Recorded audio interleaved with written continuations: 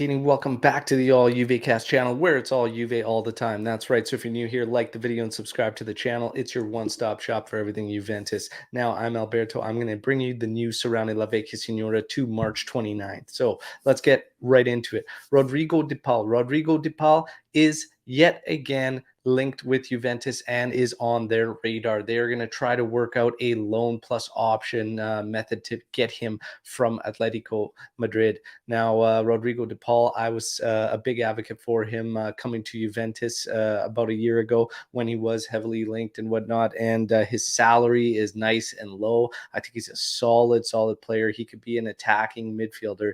One of the profiles I've said Juventus has needed for quite some time. So Rodrigo De Paul, throw his name in the hat, Juventini. Now, as far as Allegri goes, he's been very clear apparently with management. He wants a top midfielder, okay? He has singled out apparently Gravenberch, but Gravenberch will be difficult for Juventus to pull off, but that is the name apparently that he wants. There are other targets that they have put out there in a list when it's top midfielders: Fratesi, Pogba, Paredes, Jorginho, and Sergei Milinkovic-Savic. In my personal opinion, there's a couple, maybe even a few that shouldn't be in the top midfielder category. I'll let you decide who those guys are, Juventini. Now, Fagioli. Fagioli will be loaned out in Serie A next season. That is what it looks like so far, and that's what's being reported. Fagioli will go out on loan. Rovella, who the club wanted to bring back, try to work out a formula to bring him back from Genoa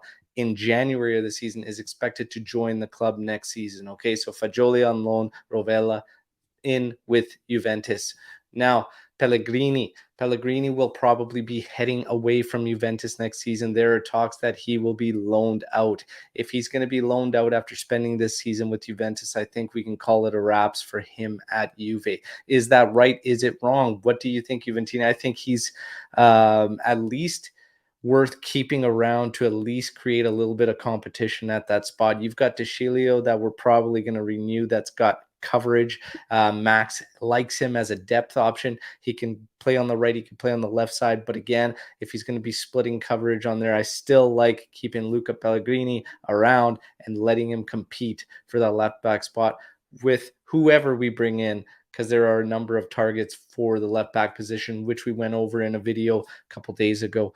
Now, in terms of the defense, Gatti is expected to stay with Juventus, not expected to be incorporated in any kind of move with another transfer. He should be staying at Juventus.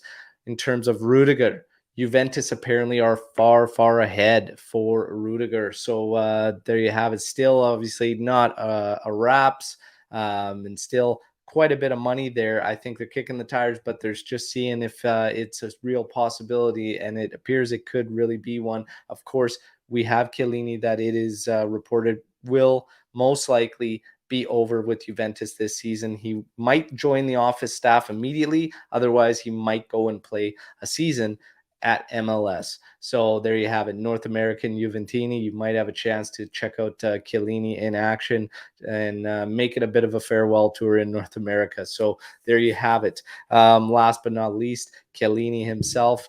Even DeCilio might get some minutes, but Italy will be playing an absolutely pointless match against Turkey today. And then, of course, Portugal and North Macedonia will be playing for that qualification spot in the World Cup. So absolutely ridiculous that Italy's playing right now. All I care about is no injuries to the Juventus players. Okay, a bunch of them are expected back in training.